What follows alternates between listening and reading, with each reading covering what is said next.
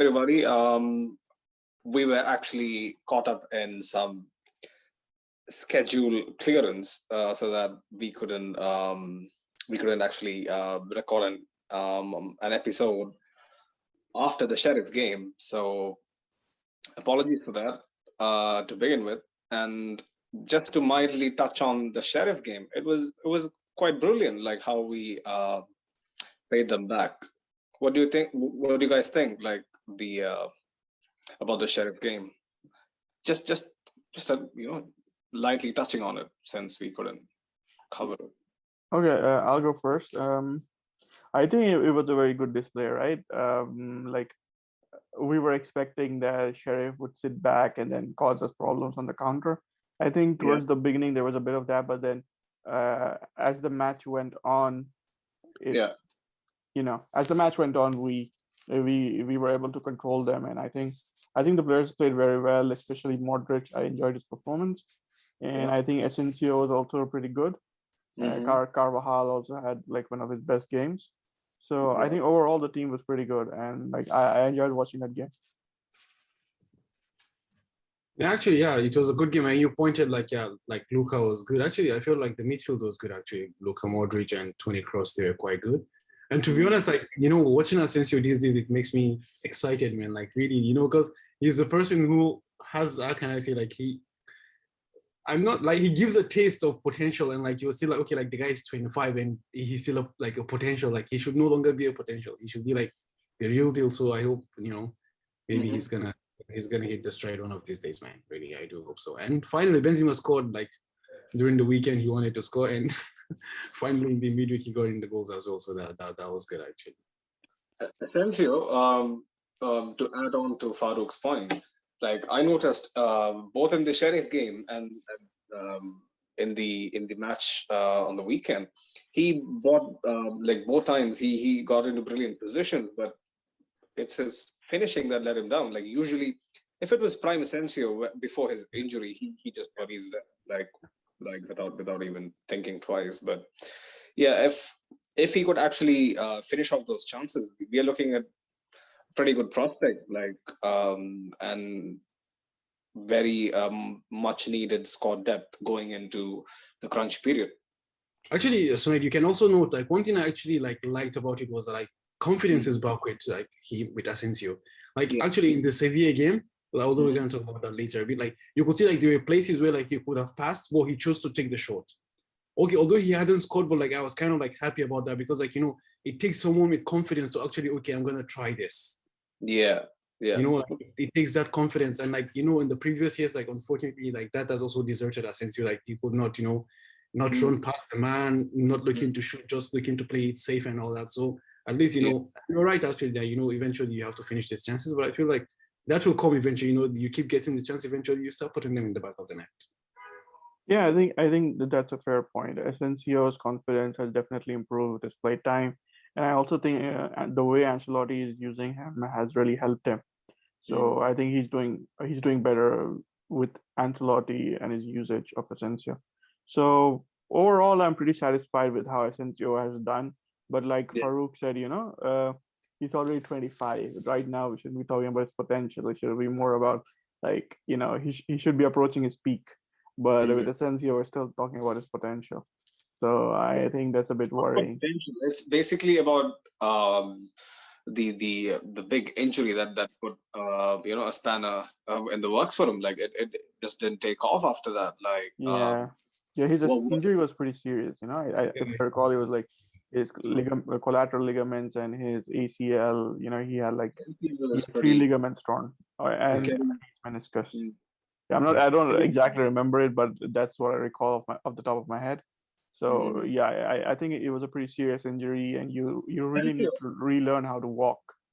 Essentially, even then he broke through. If you remember his debut in the Super Cup, like it was just mad. Like he was always trigger happy, and the fact that we are like obviously taking notice of his eagerness to try a shot, just attentive is a very positive sign that he's getting back to his very best. So I just hope his debut season was it was like something like very superlative. I still remember the goal he scored against Sevilla. I think it was a Super Cup debut. Like this guy's playing his first competitive match for Real Madrid, and he's like, he just lets one fly.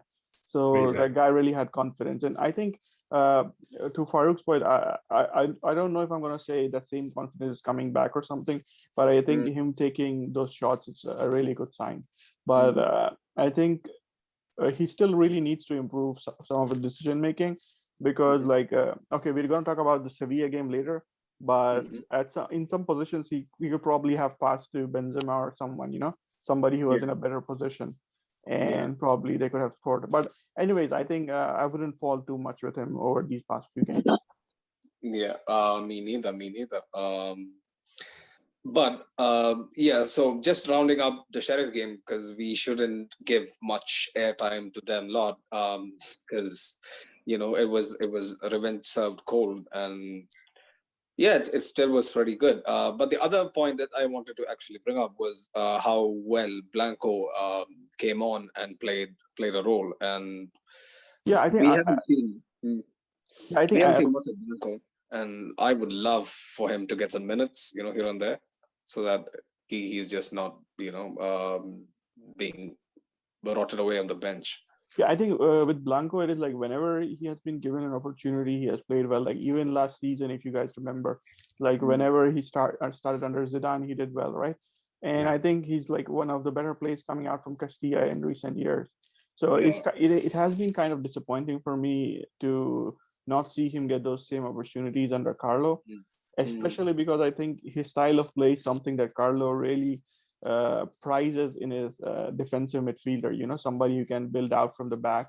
Blanco is really good on the ball. He's a really good passer and everything. And Casemiro really struggles in those duties. Whenever we're playing against a big team, Casemiro, you cannot have him play out from the back because the opposition is going to press him. Blanco's physicality, in my opinion, that lets him down. Like he's a tiny guy to be playing at the wrong CDM. If he can bulk up a bit, he might have a case for sure. Yeah, I think that is a good point, but I think with Blanco, it's like he's done well with Castilla. He's done well with the Spain, age group teams. So I think he has the potential to be a good player. Now, I'm not sure if it is with Real Madrid or he needs to go out on loan somewhere to develop, like I remember reading some rumors that Espanyol are interested in him, maybe for January or something. So maybe that might be a good role for him if Carlo, doesn't see a future for him. 6 months, but Espanyol is not the club. Like they've been on the rise as of late because of RDT and whatnot. But our loan policy should improve. Really some players too. I was actually gonna say this, like really our loan policy we just send players into into garbage. Like for example, I could remember like Vallejo, like the man literally went to Wolves and like all of a sudden it was what it is. Lunin went to Valladolid and I don't think he go 5 or 6 games like consecutively at that team. And the list goes on and on. Like literally we just send guys to loan and into, it's just into like a garbage. Like then what's the point? Let them just stay with us actually. It's just the fact that in this day and age, with how football has changed, no club is a pushover. They'll be like, why should we look after your player for the loan period and consistently start them and give them importance where there are players on their payroll, like full-time permanent players. So yeah, I think with regards to the loan policy, I would like to say this: it's like every time Real Madrid has has discussed loan deals with teams, their management will come in and say something, and then their coaches will do something else. Like especially with Valladolid, because it's Phenomenal's team, right? Ronaldo's team.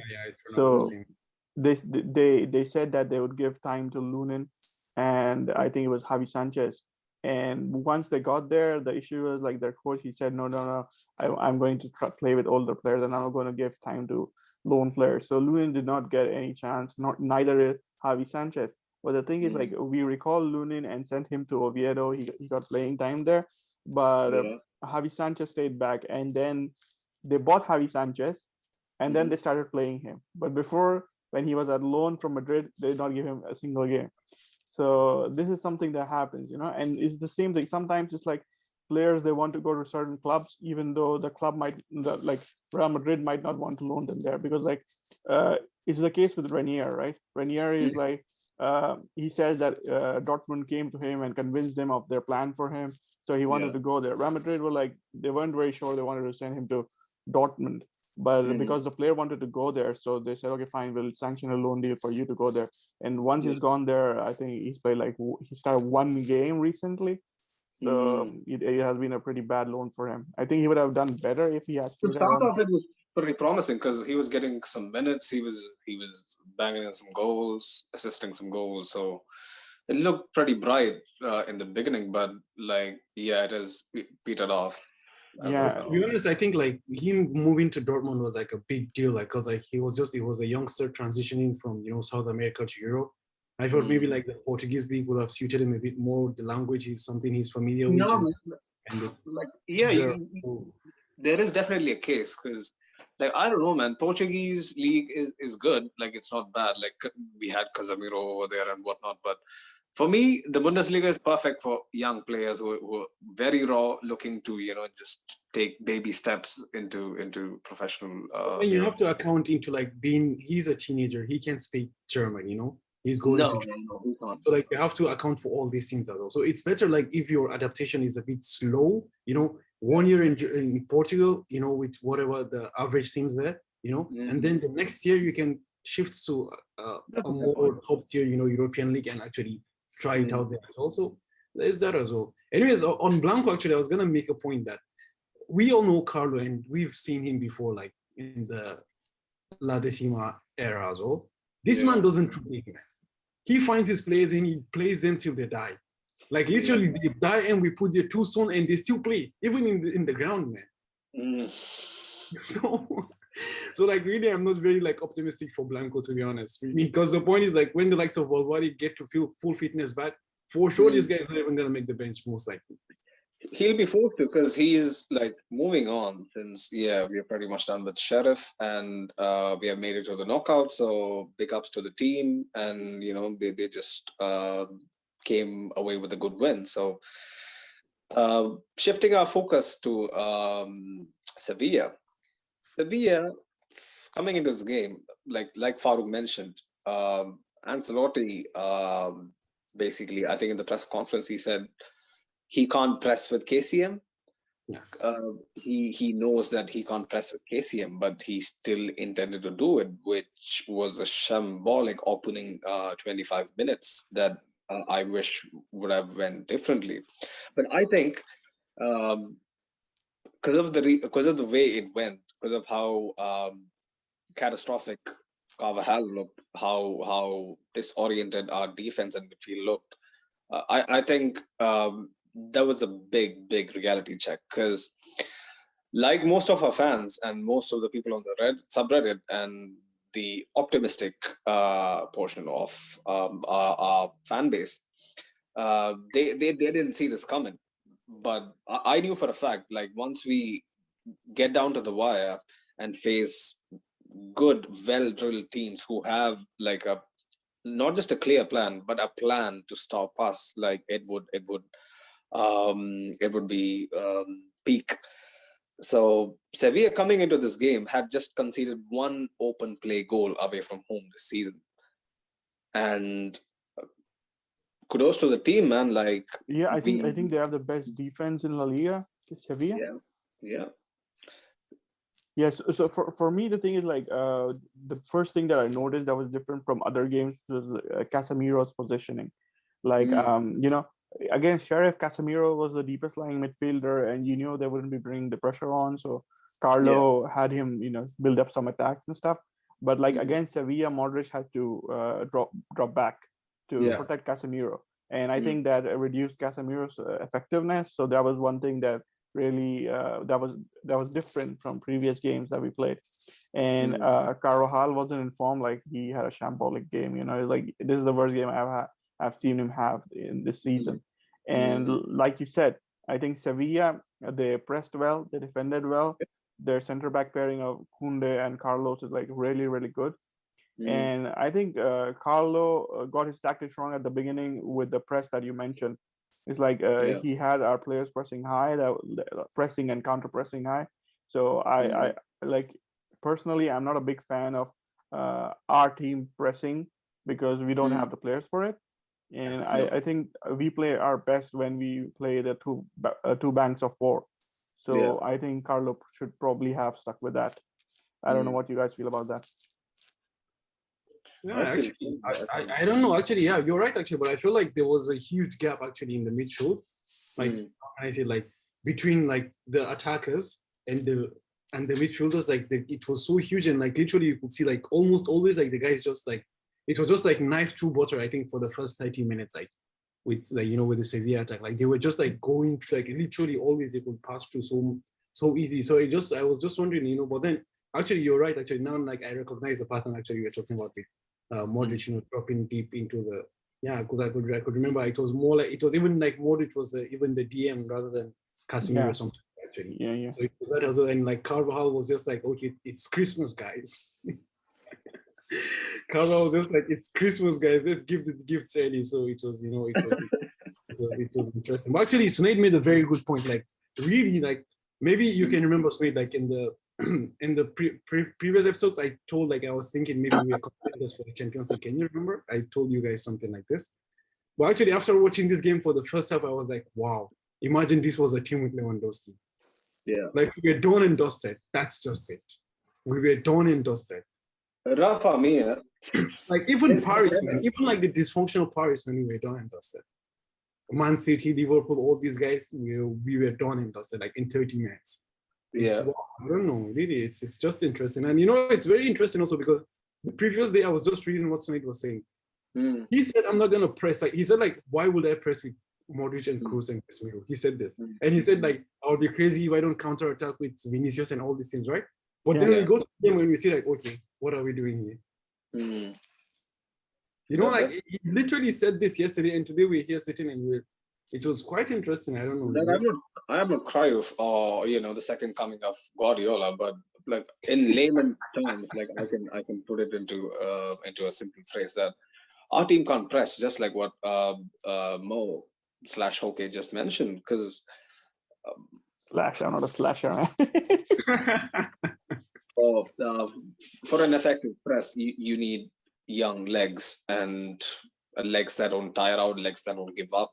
Unfortunately, our midfield is composed of old heads, and they can carry the team forward only so much using their heads, man. Because the modern game is much more about the legs, and it's very fast paced. Yeah, I think it's not just like as you mentioned, you need young players to press, but also we need to have an effective press, an intelligent press, and I don't think that those tactics are being implemented in training, and it's really difficult to do it with our players because like Benzema is like you expect him to score goals and then you expect him to press as well, and then Vinicius you want him to stay up for counter-attacking, but then you want him to drop deep and press or maybe use up his energy pressing the back line of the opponents. Like it's really difficult to do that.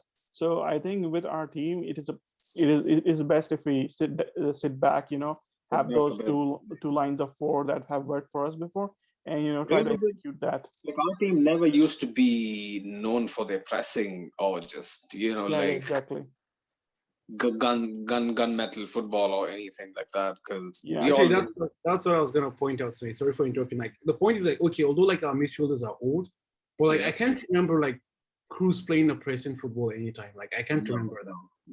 Okay, maybe Modric a bit, like you can say like for Croatia and like Modric was very tenacious, like 2 years ago. Exactly. Yeah. He could do that, but I don't think. And actually, also to Mo's point about pressing, like pressing is difficult.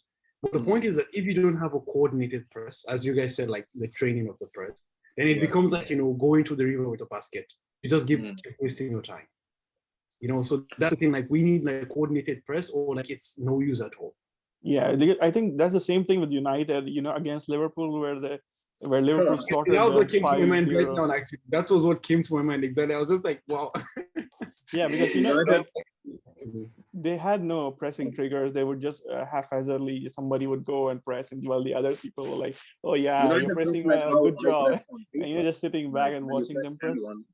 and you activate a player, and then you activate a press via a player. That's what United does, and that's what we do to a certain extent too. Because I've noticed our press triggers are not consistent. Like there is no consistent pattern to who goes down to close like a passing lane first. It's just, I think it's just zones. Yeah, Uh, I would like to add okay, I disagree that our press is as bad as United because I no, think it's not as bad. I'm just telling you. I'm just telling okay, you. okay, yeah, but yeah, I get the broader point that you're trying to make. Like, we do have some planning about who to press and when to press, but the thing is, Yeah. um, we can't do it effectively. No. That's the issue. I think that's the point that Suned is making, and I definitely agree with that. Like, we cannot press effectively. Is like United, they just press whenever they want. I think United actually had a pretty good press against Chelsea over the weekend, and if we could implement something like that, but then the point is that United had to drop Ronaldo to execute it. They had to bring in some young legs players who with great Yeah. stamina, but we don't have that. So I think we should not go for a press or counter press system, especially in the opposition half. We should stick to defending in our own half and And try and maybe counteract attack with Vinicius. like I don't know, man. Like maybe we should approach the pressing side of how we manage games, game by game or Yeah. opponent by opponent. Like I don't think our squad is well equipped to handle a pressing philosophy at the moment. I think Carlo sort of implemented that in the second half against Sevilla when, in the first half we really struggled. And the only reason we went back at equal terms was because of that error by Bono. But when we came out in the second half, I think the press was a bit reserved. They were still pressing on occasions, but it was not as regular. And I think he started using the two banks of four.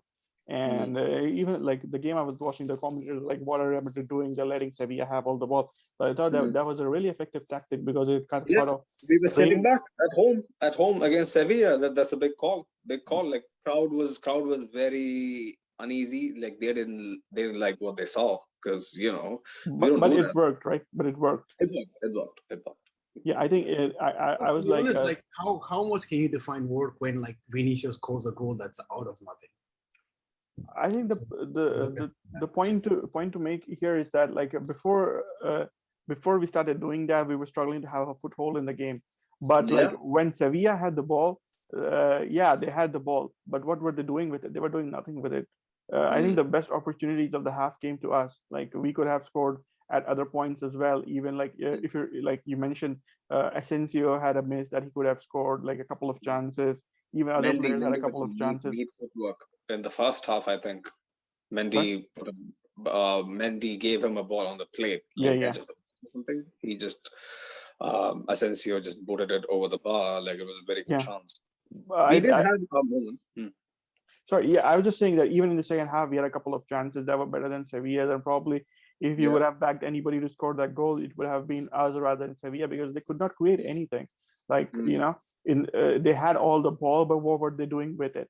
I think that's the important question to answer. Because they expected us to pounce and be very counter-reactive, and like they were just like how when you see certain team just sit back, like people doesn't know what to do. Like you have so much time on the ball that you never anticipated before.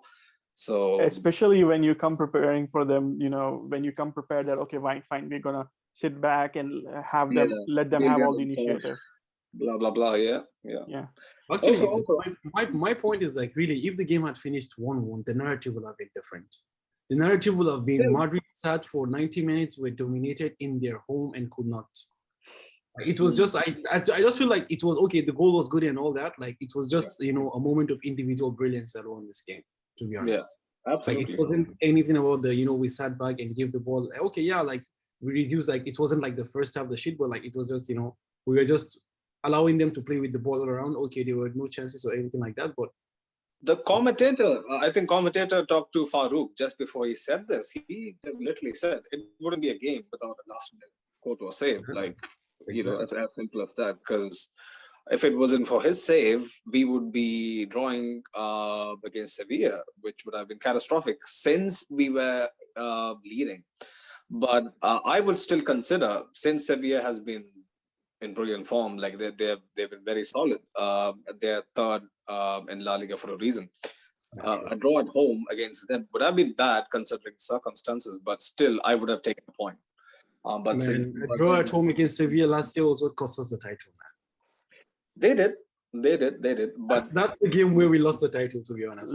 Like just to answer the point that Farouk was making, like if we had drawn, the narrative would have been different, definitely. But the thing is, like we dominated against Sheriff, like in the first game, right? The first time around when we lost to them, and when we lost, it was like, oh, Real Madrid lost to Sheriff.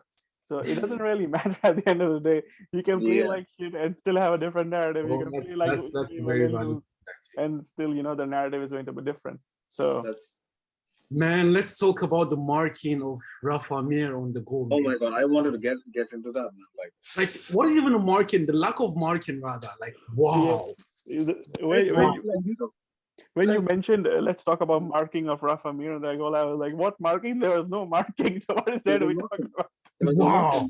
We don't man mark, we don't zonal mark. It's a mix. It's a mix of both. Like from what I've seen. The point of this, Sonit, even on the show, like you can recall, like the before the Sheriff game, I think, or after the Sheriff game, like we were talking in the group, and you mentioned Rafa Mir. Like you're not even like, how can I say, like you're not even a coach. You're not paid to analyze the game and all these things, but you know this. We know this. So like even they know this as well. I'm sure the coaches have earmarked, okay, this guy is like this, and like you leave the one man you're supposed to mark. Like the one, you have one job, man, literally one job. Yeah. I think he was the tallest player in the Sevilla team, Rafa Mir, and we left him open. Yeah, that's it. Like that's my unit. Like how does a guy that big goes missing? From our players' eyes. Like it's just mad. Like for me, two major culprits for the goal. One of this is the obvious one, Militao, and the other one is Mendy, who just saw someone else, maybe his girlfriend in the stands. I was like, just waving to her and just stepped aside. And even Militao couldn't just get into the way and try to block Rafa Mir's line of sight or anything. So Militao for me. Sorry, I think Rafa Mir, he made a very intelligent run. Because like most defenders, when the ball comes, they try to attack the back line on corners. But what he did was like he drew away from them. And Militao and Mendy, they were like, okay, fine, we're going to defend our line. Why did that work? It worked because Militao completely lost the flight of the ball. Like, definitely, you are the top professional center back, man. Like, you're looking at the corner being taken, and then you're looking at the sky. You should be able to judge where it's going to land. That's what you're paid to do. Like, I'm a huge fan of Militao. Like, I want him to succeed and whatnot, but that's his major issue. Like, he's not very efficient while dealing with area balls. Like it's also evident when he's on the other end of the pitch trying to go as well. So he needs to sort it out, man. Like I think it's a fair point that Militao needs. There are certain areas of his game that he needs to improve, especially like defensive, defending against crosses, aerial balls and stuff. And as you said, his play in the opponent box that really needs to improve. But I think overall he's been decent this season. I think he's been our best center back. You can't slate him. He immediately made up for that. His shot is the shot that led to the opening goal, like the leveler, the equalizer. So no, actually, I feel like Militao has been good. It's just like the similar with our team. Like always, we have just one brain fart and someone does a mistake. Like this is just like it's written into the laws of the book, man. Like every game, someone has a shitty moment and it leads to a chance or something. I don't know if people will like me saying this, but somebody might say like it is the history of Real Madrid doing this. let's not delve into that. But yeah, I think adding to Farouk's point, Militao was also the guy who actually got an assist for. He's also the guy who got the assist for Vinicius' goal. Yeah. This meeting no longer has a time limit. That's what they show. Yeah, I think they gave us a freebie. Okay. Good. So continue on the point that you were making. Okay, like our defender needs to step up big time, because especially like I have high hopes for UCL, man, this time. Like I feel like we could do something special, and we shouldn't let these last few years of Benzema, Kroos, and Modric just get wasted. I know realistically our chances are very very grim, but even then, if we want to have a chance in the UCL, especially the big knockout games against top opposition, we need to be better aerially. You guys Yeah, know definitely. during pre like how crucial set pieces were for us. Like when the chips were down, remember Ramos's goal against Napoli? I thought we were done and out, but he rescued us. So we need big personalities, big people who has the guts to take initiative, like grab the game by the scruff of the neck and just take it to our opponents. I think Real Madrid has been very lucky for the past decade, especially with Ramos and Pepe first, and then Ramos and Varane. Like we Varane. had really dominant center backs, people who could score at both ends, and be very defensively sound at the back. But I think right now this is the first time, like in 10, 15 years, like sorry, not 15, 10 years, that I'm seeing a classic Real Madrid back line. Before Ramos and Pepe took over the duties of the center backs, we had this aura of being not very sound defensively. We always had a crack, and I think this has come back again with, especially with, Alaba is not very good in the air. Militao is good, but he sometimes makes mistakes. And Carvajal, he's a fullback, so you cannot expect him to be very good in the air. Mendy, He's somebody. shorter than me, so I wouldn't give up. Okay, so Mendy is like somebody who like is some people try to tout him as somebody who could play a center back, but I think he's also not that great aerially. So I think if we want to go far in the Champions League knockout stages, I think we really need to consider our defense. Absolutely. Yeah. To be honest, we do. But actually, I feel like these mistakes are, I don't know, I just feel like they're things that are just against the run of nature. Like, how are you gonna fix this? The point is, like, you can remember like the Vinicius's back pass, Casemiro's back pass, like now the lack of the marking. Like, these are things that like are so basic that I don't know, like, how do you eventually fix things like this? I don't think it's something that can be fixed in training or something like that, because at the end of the day, when training is like you're just simulating, and game time is like really different, when we play the match. But the thing is, like, defenders who are really good, they have this knack of figuring out when things are about to go wrong, and then they take control of that situation. They have a sixth sense. Yeah.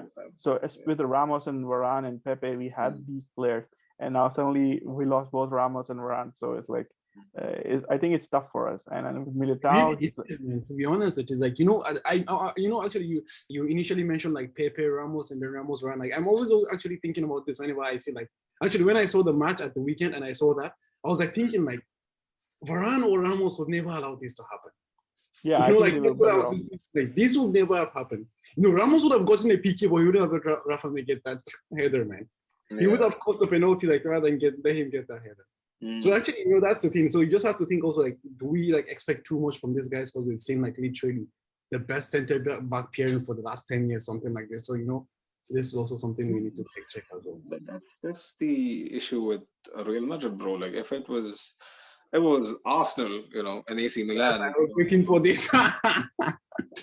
It would have been okay. Like I wouldn't want to shit on Arsenal players, but at the moment, Gabriel has been phenomenal. So I'm just making a point that like at Real Madrid, you have to win now, and win now at all costs. Like, there is no time to develop. Find your feet. Like, improve your game. Absolutely no chance. We just need to like pull through, hook or crook. That's how we usually do business, unlike anyone else. That's why we are the greatest club in the world, like above the likes of the big Bayern, the Barças and everybody, because we do it. We doesn't have, if you notice, we don't have a clear philosophy or a framework. How we buy players, like scout players and whatnot. We just adapt to times and try to do our best. And this team, in my opinion, is good enough to fight on all fronts come March, April. Like if they don't do it, it's an indictment on how much we had to depend on big figures in our dressing room, and it was never a collective unit. And this is the chance these young players, some of those young players, and the old heads, the very seasoned veterans, this is their actual chance to prove that they can do it without like what do you call without that I know. something special, that elixir of magic. So Like yeah. just talking about defense is like I don't think we are putting too high a demand on them, but the thing is like I think we are center back short when it comes to challenging for the Champions League. Like for La Mm. Liga, I think we have a complete, like, we with the team we have currently is good enough for to challenge for La Liga. But when it comes to use like the Champions League, I think we are center back short. I think a lot of people they have jumped the gun a bit with Alaba. Like they are praising him to the ends of the earth. And I think Alaba does deserve that because he's phenomenal offensively, and he has been better than expected defensively. Yeah. But I'm not sure how good he is when we are actually going to be challenged by quality, strikers. I'm actually looking forward to the game against Atleti because I think although Luis Suarez is like he has declined a bit physically and he's not at the same level that he was, but he's still a pretty good striker, and Atleti's attack is decent. And if we go farther, like deeper into the Champions League, we're gonna come up against very good attacks. If we want to win the title. Maybe So, PSG, people say. Oh my God. sorry. Uh, People say maybe we might get PSG in the round of 16. Yeah, that's a possibility. But so that's basically what I'm talking about. Like when we come up against a good attack, I want to see how Alaba Militao pairing does, because I'm not very convinced by their performances, especially aerially. So I think that's going to be a challenge. How are we doing for time? Just to, do you guys have any idea? I think we are like 30 minutes. 30 minutes then, right? Okay. So like I would just so that we round off Sevilla, I would like to point out some like pretty good Sure, stats. go ahead. Karim Benzema has scored 43 goals for France and Real Madrid in 2021, more than any other calendar year since his arrival at Real Madrid. So kudos to him. Yeah, definitely. Like amid all the off the pitch drama that's been going on, he's still been consistent. He's still been a huge part of why we have been thriving, even though we didn't expect our team to do this well in come December. Also another important thing, Real Madrid's man of the match winners this season so far, Benzema with 4 and Vinicius with 4. Like, who would have predicted that? Like, definitely not me. Like, how I wouldn't have said Vinicius would be equal to Benzema, but yeah, of course we all would have said Benzema would be our most important player. But yeah, Vinicius' explosion has been really amazing. Yeah, I didn't see this coming. I've always said this, man. Really, I had given up on Vinicius. Really, me too, man. Like, I gave up.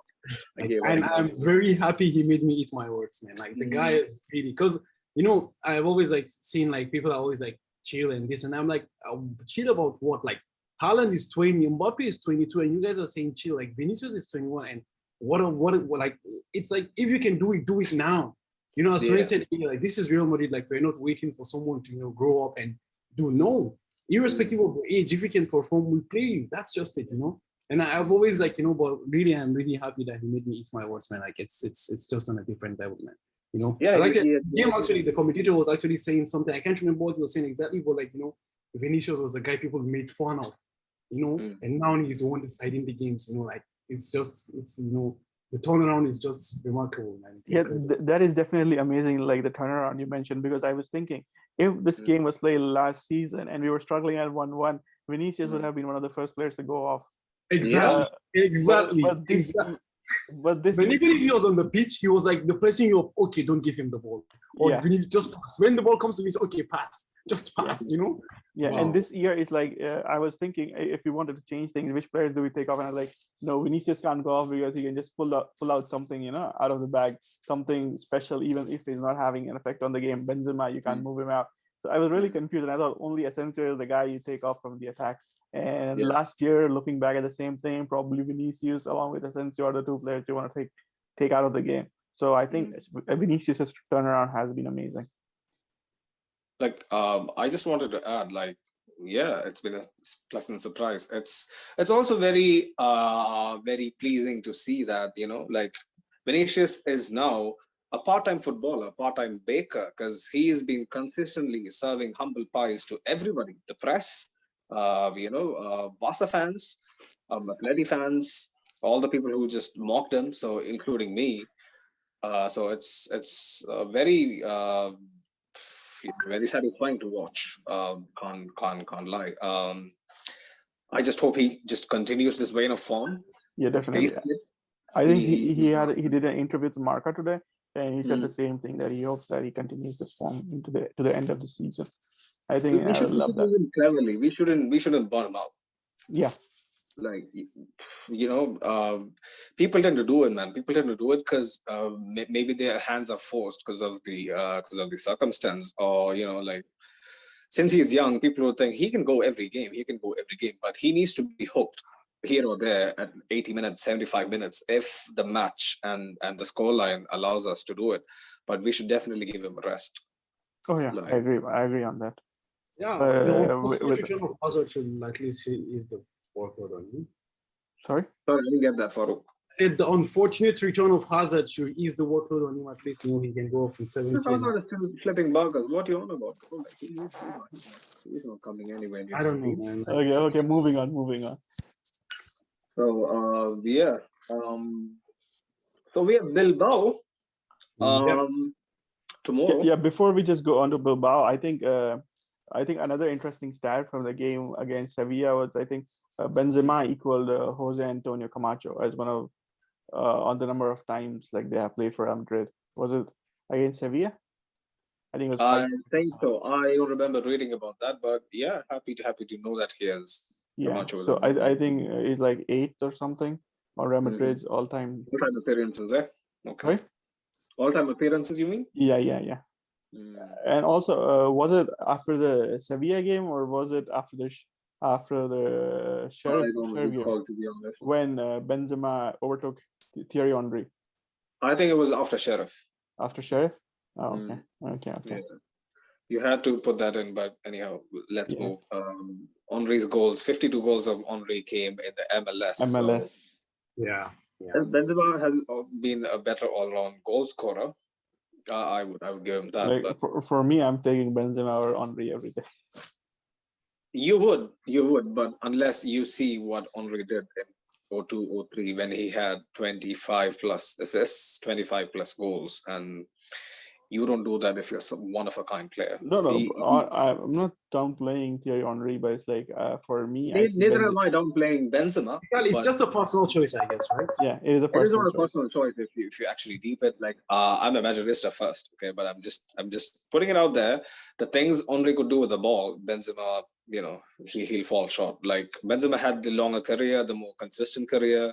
I think the things that Benzema can do with the ball, nobody else can. Like, you remember that dribble against Athletic, right? Like in the Champions League. I do. Yeah, but you never expect that from Thierry Henry or somebody. So anyways, these are two special players. I get your point, but really, like what Sunay said, like it's very valid. Like really, like what Henry could do with the ball, man. Really, like the guy was something else. Really. Something else. You should okay, like to be honest, like it's not like you're shitting on Benzema or anything. Like really, Benzema is my captain. I've been with him for like 11 years. He's a very great player, you understand? But like I haven't watched Henry live. Like I would always put my hands up and say, like, I didn't have the pleasure to watch him live. I was way too young. I didn't even know the Arsenal team when I was like 6 or 7. Yeah. So, but watching it back, man, he was something else. But moving on, Benzema, he deserves all the plaudits. Let's hope his form continues. One final thing before the Sevilla game. Camavinga and Valverde, how they came on as subs and completely re-energized our midfield was very nice to see. Yeah, I just hope they get consistent minutes, man. Like I hope Fede is starting tomorrow. I hope. Tomorrow Yeah. he might Valverde might be a good shout to start. So who do you bench? Modric, right? This time. Yeah, I think I would rest Modric. Modric Because Modric is the one who's playing like international football. Cruz is not. So No. probably Cruz is fresher, and he gives you a better option with controlling the game. So I think I would, and I think Cruz has a good record scoring against Bilbao. So like he does, right? Yeah. I have no idea. Yeah, he has scored a few goals, if I recall, but every time I remember Cruz always like an Athletic Club, so I would keep him on, and I think I would start Fede instead of Modric. And Modric, especially during the last 30 minutes, 25 to 30 minutes, him coming on gives them the whole different kind of puzzle to solve. So that's good. It's good that we have. To be honest, like I'm kind of scared about this Bilbao game because like I heard like they haven't won in 5 or 6 games, something like this. No, haven't won in 5. Man, like when you come with people who are on this streak, man, they're hungry for a win. Do a smash and grab game, man. And with Iñaki Williams, man, that guy is a crazy man, man. Really, Iñaki can do things as well, man. Really, to be honest. I was talking to Hockey yesterday, and I was briefly explaining to him my fondness for Atleti and how very young, not very young, but still like 15, 16. I used to watch Atleti and be, very enthralled by the way they football, and especially their club philosophy of just going for Basque players, and which I think is a very commendable feat that they have never been relegated from La Liga. I think I agree with you when it comes to Athletic Club that the fact that they have never gotten relegated despite only having people from the Basque area play, or the people who came through. Do you know why they chose that transfer policy? I don't know. I have no idea. Yeah, they were forced to do it back in the day. Like I don't recall what, but I remember reading this on Wikipedia years ago. When the Spanish top flight was formed, in maybe during the initial inception of La Liga during the first few years, Bilbao was the team with the most foreign players. So they had some sort of a ban or a sanction of some sort, or so that then they decided, okay, fuck it, we are just going to play players from the Basque region, just people that like coast our way, coming through the ranks at various clubs in our region, and that's it. I think that is a really I never knew about that, but I think this policy of theirs has really hurt them, because I think they've gone on from being one of the big three alongside Barcelona and Real Madrid, and they have sort of become a mid-table team right now, because I think like a club with the history of Athletic Club deserves better.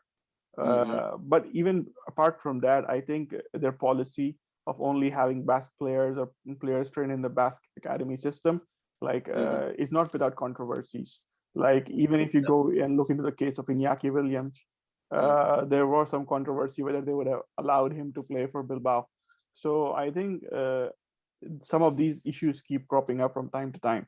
And another thing is how do you guys feel about the fact that a club is like, okay, we're not going to give anybody a chance apart from somebody who's from here? It's like if it's kind of it's a weird kind of racism, right? It's like slightly discriminative. Like, okay, fine, everybody finds it. Actually, I actually don't look at it. I feel like it's the way to, like, how can I say, to bring the community closer to you. Like, okay, like it's us against. It's like to build a siege mentality. Like it's us against the world. Like. But the thing is, like, Athletic Club isn't doing that. It's not bringing Basques together. The issue is like what they do is like they go and they steal players from other Basque clubs, like the smaller Basque clubs. For us, being Real Madrid, we look at Athletic Club and it's like, oh, they're a smaller team than us right now. But the thing is, like, Athletic Club are the biggest club in Basque region, and then they go around, they steal players from Osasuna, and even they got Inigo Martinez from La Real. So it's sort of funny. He was the captain. Yeah, it's sort of funny. But okay, anyway, like I think the feat of never getting relegated that they have managed despite having this Basque only policy is commendable. Bilbao, like if you guys didn't know, always used to have a very fierce rivalry with us. Yeah, I think it's called El Viejo Clásico. I didn't know that, but thanks for enlightening me. I'm just that's really good to know. But yeah, they've always had a history of somehow getting the job done, while still introducing some of, like, not necessarily introducing. They have had a fair share of talents coming through their very own academy as well. I think one of those players right now is like Unai Vencedor. And there's another guy, I just read about him today. I think Zaraga or something. He's also like a center midfielder. So those two players are like two more young players coming out from the Athletic Club system. But the funny thing is, all these guys, they were at a different club before. Athletic Club goes, and they when they're like 15, 16, they take them from those clubs.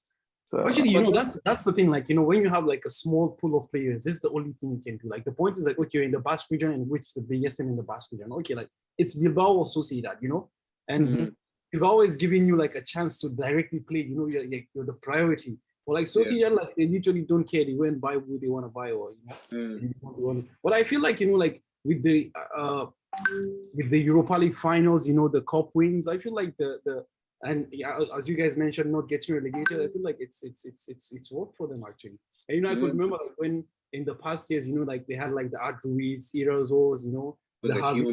It's like those teams were actually interesting. Actually, those teams excited me. Like it was a nice team once upon a time.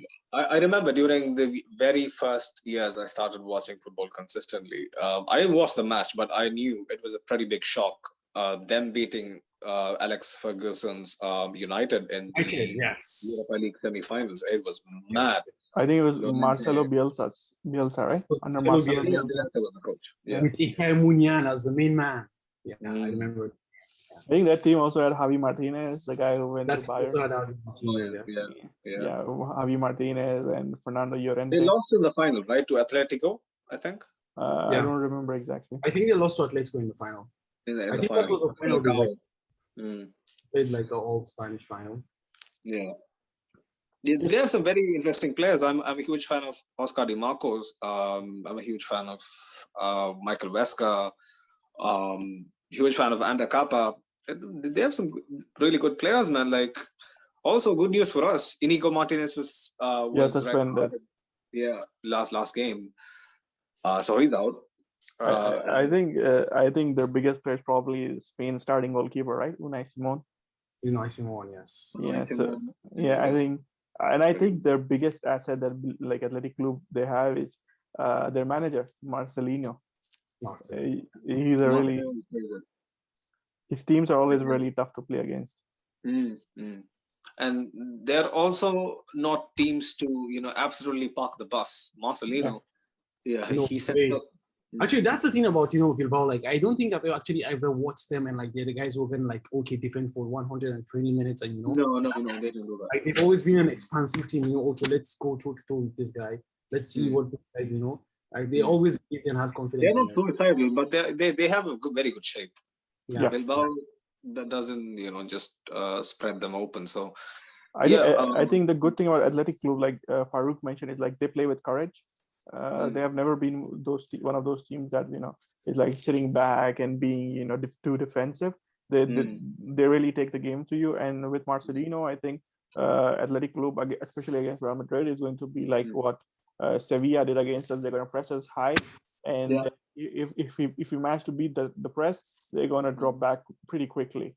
And I think Marcelino's teams are always very well drilled, and so I think it will be a cagey affair.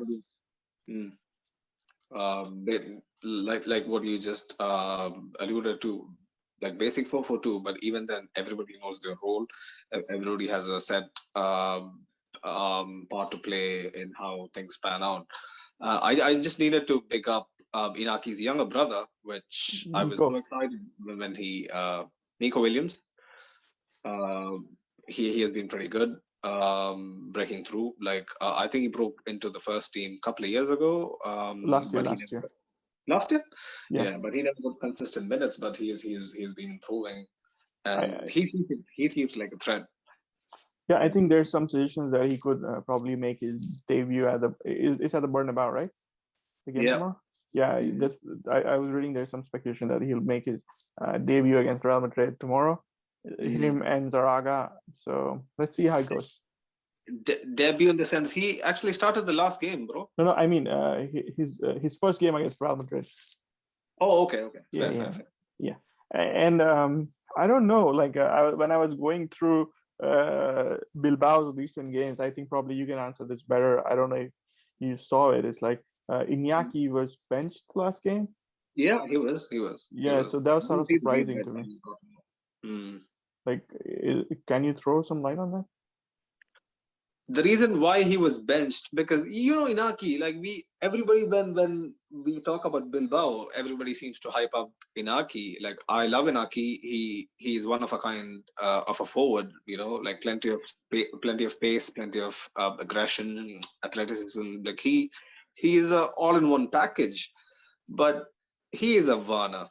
Like he doesn't finish as often as I've seen that criticism of him. Yeah, like he wastes so many chances. So maybe that's why I don't follow them closely enough to actually comment on why he was benched, but I presume that must have been the reason.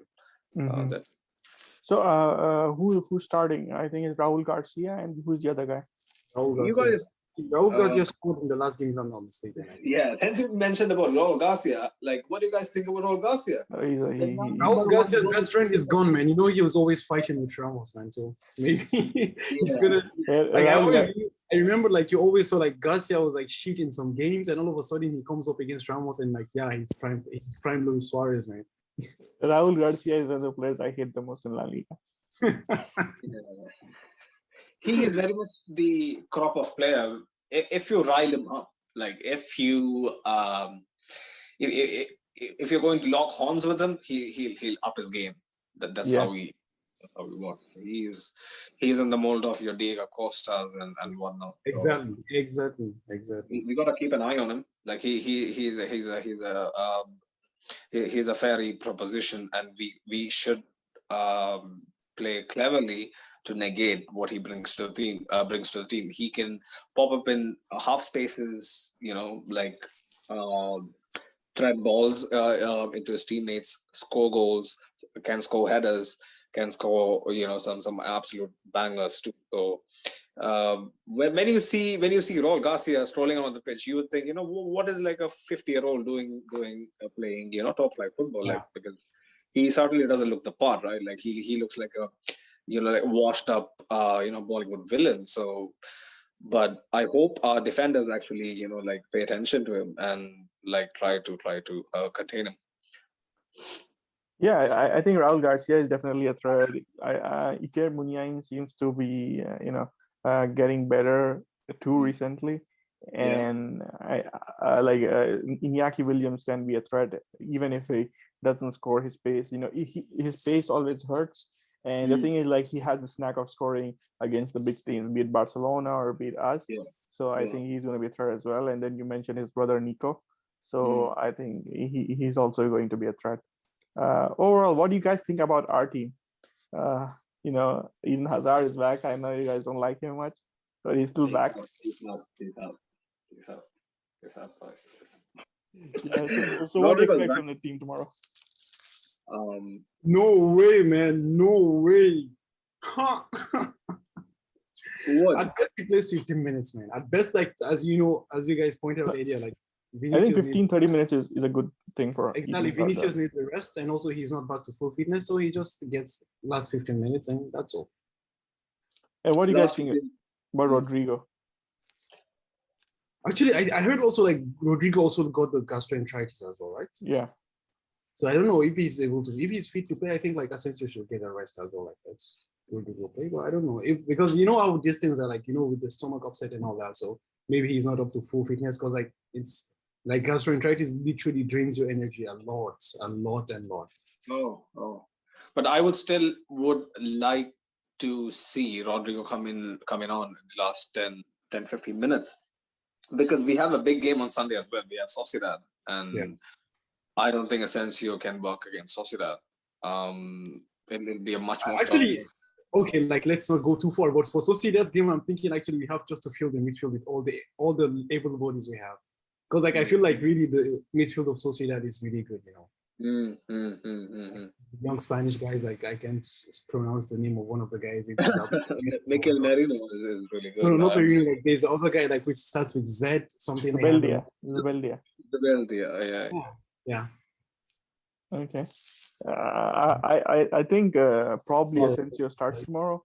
I don't think Rodrigo is ready, and as you mentioned, like Rodrigo is somebody you would want against Villarreal. And as we touched upon the midfield, like personally, I wouldn't want Modric to start. I would rather go with Fede, you know. And I don't know, how do you guys feel about the defense? Do you want to change something, or maybe keep the same defense? And continuity is the key, man. Eventually, like the guys have to figure it out. And like when you keep on, you know, twisting and turning, then there is no point. But when you keep playing the same guys as long as they're fit, eventually they will learn about each other, you know, and be able to cover up for each other's mistakes. You know, that was the best thing about, you know, the Ramos-Varane partnership was that Varane was able to understand, okay, this is what Ramos does, I need to cover for him, and Ramos was able to understand this is what Varane does, I need to cover for him. So like this doesn't build overnight. Like you need a lot of games together. You need to. I wouldn't what you just mentioned, Farouk, is very key. Consistency and, you know, players understanding patterns of what to do when I receive the ball, when I'm, you know, like facing the other direction. You know, people should know where their teammate, like all that is very valid points. But we're actually getting to that crunch period post December, where games are going to be coming thick and fast, and even if we don't move around our center backs, we would need rotations for our wing backs, because they're a huge part of how we attack. So yeah, personally, I agree with Suhail. I think there should be some rotation on wing backs. I was thinking maybe Carvajal should get a rest and bring in Nacho on the right back position. You know, like I wouldn't do it, but you know, like who else do you have to play right back? Yeah, definitely. It's like it's either him or Lucas, and like Lucas this season has not been very good. So I think Nacho is probably a better shout. And you know what, Ancelotti might actually pull one out of the bag and start Lucas at right wing. So you never know what he's going to do. Yeah, that's also. I wouldn't want to see him in right wing, but yeah, Luka on the right wing is coming against Atletico Madrid, guys. It's the Madrid derby special. It just you can't have Galacticos, you know, like always. We gotta you know, mix it up a bit too. Fair play to Lucas, man. We will need him. Trust me, we will need him. Yeah, definitely. To be honest, like Luka and Nacho, like I would never say shit about them, man. Like okay, like the point is, yeah, we know like they're not the levels of the Varanes and, you know, the Gareth Bales and all that, but like they do the job, man. You need a job, just call the guys. They do it without, you know, moaning or complaining. They just do the job, and that's all. And you know what? Unlike Gareth Bale, they stay fit. Yeah. But to be honest, really, I just have a personal like thing in my mind. Like I feel like Bale can do a job for the Champions League, because I remember, like, you know, I think was it the 12th one or the 11th one? Like there were games where like literally in the Champions League, like Zidane placed Bale, although he was on like the right side, but he was mostly helping Carvajal with defensive duties a lot. Like in the games against Bayern, even in the games against Napoli as well, like he was helping a lot. Like he put in a shift. So I think Bale's defensive effort is underrated. This is the point, actually. That's what I'm trying to say. Like his defensive effort, like really, it's there a lot, and I think it can help a lot, man. Yeah, true. I'm his biggest fan, man. Bale is an emotion for me, because I wasn't here for the Cristiano, you know, signing. Bale was my big boy, and you know, I wanted him to succeed more than anybody. But he should have just fired his manager. I mean, fired his you know, press guy, like Jonathan Barnett or some shit he's called by. But he should have been like. I think Jonathan Barnett is actually one of the biggest agents in the world. Not he just is, in football. I don't care, man. Like he shouldn't be put. Like, you know what happens at Real Madrid. Like if you make controversial statements obviously it wouldn't be much talked about like in the Premier League, but it'll be still talked about to the extent that the fans would turn against the player. I saw a video like a couple of days ago, like when he was leaving the training ground. People are like, crowding his car and banging on his windshield and whatnot. Like, how would he feel? Like, he's someone who has given us so many moments to cherish, that I don't think many people can actually match up to. I think the sentiment against Bale started turning once Zidane turned against him. Like I remember till like it was a Clasico in the 16-17 season when before the second Champions League, and Zidane asked Bale if you're ready to play, and he says yes, but within like 30 minutes he had to take him off. So I think that was the time when Zidane and Bale's relationship started going down. And once that started going down, the relationship that Bale had with the fans also started going down, because people will love Bale when Bale is on the pitch. But off the pitch, Bale is this quiet, reserved guy who doesn't make a lot of statements. So people don't really know how he feels, especially at Madrid. And although probably like Madrid doesn't get talked much about in the press that is in English, but when it comes to the Spanish press, the press that the locals read, they're both of them. So Bale's representation, like the way the Bale is presented, has been really how do I put it, like negative, especially because the guy Bale was competing against is a Spanish guy, Isco. And Isco has a lot of friends. Like Isco is hyped up by the Spanish press, so I think that really hurt Bale. And now when Jonathan Barnett, I think he feels like he needs to speak up because he needs to protect his client. But when he does speak up, it's turning into a farce. And especially that flag that Bale stood behind, as he says. So I think that didn't help either. Banter, like that never turned my head away from his whatever he has done for the club. Like, obviously, in the moment I felt bad, but it's nothing to cloud over what he has achieved. I think something important, like we also should note, is that like Bale is quite a very, very popular player in the dressing room as well. Because I could remember last season, there was immediately after like the Wales Golf Madrid flag, something like that, like they were booing him and all that. I could remember he scored a goal and literally all the team ran towards him like to celebrate the goal with him, like, because he's a legend, bro. He's a legend of the club, man. Like, what else would you expect his teammates to do? Yeah, no, but like their players, like, okay, like the teammates are like also tired of his shit and his nonsense like that, although like he's a good people, things like that. But like with Bale, it's not so. And like, to be honest, like the thing also we have to consider is this, like all the biggest agents in world football, what's he called? The Italian guy, I forgot his name. Raiola, Jorge Mendes, name them, even Mo Salah's agent, all these guys also, they all say controversial shit because that's the only way they can get their players paid. Yeah. If you can remember, like, even there was the issue of Donnarumma, when when Gigi was at oh my god, that guy. And all this, they literally made like an 18-year-old kid cry. So that's this is what these guys do. People threw paper bills, like exactly. paid money, because of this fat fuck. But what can you do, bro? What can you do at the biggest clubs? Like you gotta just go incognito and just stay out of the firing line. Actually, the point is we have to be honest with each other. That eventually, for these guys, this is their source of income. Okay, this is what they do to earn. So eventually, like the point is, like if Mo earns me millions of dollars, I don't care what he says in the media. Whatever he says, that's his own problem. As long as he does his job and earns me the millions of dollars, so I have no problem with him. He's done his job, so that's whatever he says, he says. I don't care about it.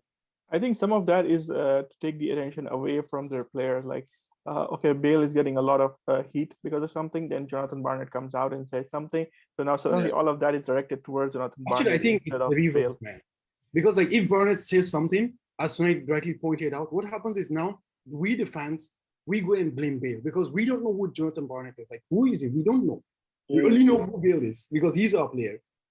Like eventually, whatever he says, the recipient is going to be Bale. That's what one thing I would never, like side with Bale on, because, like, one time or a couple of times or maybe 3 times, Barnett might say some idiotic stuff in the press without Bale actually knowing. But the fourth time, he would just say, "Yo, you know what? Just back off and chill, man. Like you needn't make such controversial statements regarding me or my state of the club anymore." And then he wouldn't do it.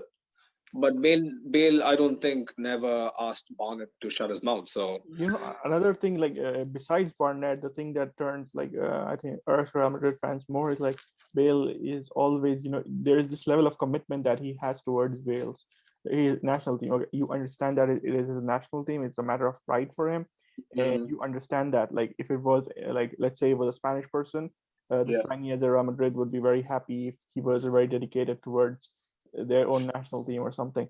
But the thing is, like when it comes to Real Madrid, there's always this feeling that Bale is being unprofessional from the outside, even if that's not the feeling from the inside. So fans have this perception that Bale is not really committed to Real Madrid.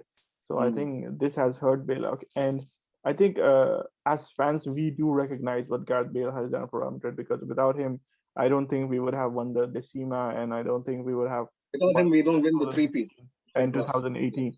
But the thing is, like after that, after 2018, his comments in the post match, they were not what he should have said at that time. There's things about leaving. All right, if you wanted to leave, you would have waited. And the second thing is like once the next season started, he came out and made statements like, "Oh, we are more of a team now. We weren't much of a team under Zidane. We were playing for one guy." And then he failed to back those up. He made big statements, and then he failed to back those up. And since 2018-19 season, Bale has been like he's not been the Gareth Bale of old. It's like you have some random player who shows up in 1 or 2 games, and then he goes on this long run of not performing. So fans are essentially tired of him because for the amount of money that Real Madrid pays him, the performances aren't there. It's insane. 500K per week? Like, is it a joke? How do we afford to pay someone 500K a week? I just don't get it. We are not a state-owned club. We are a fan-owned club. Yeah. Like we shouldn't be giving this exorbitant wages away. I don't know. Like I can't even imagine what Mbappe and Haaland, if they're going to be together, the club are going to ask. I just hope they be reasonable. That's the main reason why we need to get rid of both Bale and Hazard. Like, to be honest, because the point is that everyone has a negotiating power and is going to point like, okay, like who is the highest earner at the team? What's his contribution to the team? If the highest earner is the person who plays golf and then plays for Will and then plays anytime he wants for Madrid, or the other guy just really sits on the bench always, or I don't know whatever it does. So we need to get rid of those guys actually. Otherwise, like we're gonna be strong-armed in the negotiation of contracts. I think Hazard is going to be really tough to move because his injury history has turned off most teams against him. So nobody wants to take a risk on him. Thankfully, Bale's contract is expiring. To be honest, I don't know, man. Like Hazard. I think Hazard's problem is like he needs a White Castle near his training ground, right? Like otherwise, if you guys know Harold and Kumar goes to White Castle, he needs special burgers to keep himself entertained. So he might be the toughest to move. But actually, Hazard is I'm not as hard on Hazard as you guys are because I can understand what he's going through because his injury, I think, initially got mistreated because they tried treating him conservatively, and then later on they decided, no, we're going to go a surgical route. And then he's always been they have never let him heal completely. They're always trying to, okay, fine, you have to come back. And the pressure from the media has also been great. Zidane tried to protect him, but the thing is, after an injury of this magnitude on his ankle, it takes time. The biomechanics of your body are totally different. So I think Hazard has not been he wasn't able to adapt to it in the second season. And this season, I think he started the season. He was all right. He wasn't Hazard of the old, and I would say he was all right, maybe an average player. The thing is, he needs repetitions, and he's not going to get that at Real Madrid, especially when we need to use that form. So I think Hazard's Real Madrid career is effectively over, unless something drastic. Anthony even tried playing him as a false nine or a cam of some sort, right? It didn't work. He doesn't have. I don't think Hazard at cam works, to be honest, because he's tried doing that at other clubs as well, and it never worked. So, what happened to Farouk? I think it's disappeared. Yep, I'm back. Okay. I think I we should think be we're wrapping up way- either way. Yeah, I think we are well over time, right? Yeah. Yeah, I think it's good to call it a day. So last predictions for Bilbao. What do you guys think? I think it's going to be a Bilbao tough game. We probably come up with a close win like we did against Sevilla. 2-0, like 2-0, 2-1, Yeah, 1-0. 2-0 or What do you 2-1 probably. Me, yeah, pretty much the same. 2-0 or 2-1. Just nick it. Yeah. What do you think, Farouk? 2-2 draw, guys. Oh. 2-2 draw, 2-2 draw. 2-2 draw. Did you Yeah. just say that? How dare you? But anyway, that's your opinion, but I can't do much about it. Okay, 2-2 draw. I hope you're wrong. I hope you're wrong, and you are served yet another. Really, to be honest, like I'm kind of because I really feel like when the teams always come like okay, they're winless in 5, winless in 6, winless in 7. There's always gonna be a day to snap that stuff. Yeah, hopefully it's not against us. Yeah, I hope so. I hope you're wrong. But anyways, I think that's about it for this episode, guys. Have a good weekend and hope we win. Hala Madrid. Hala Madrid. Hala Madrid.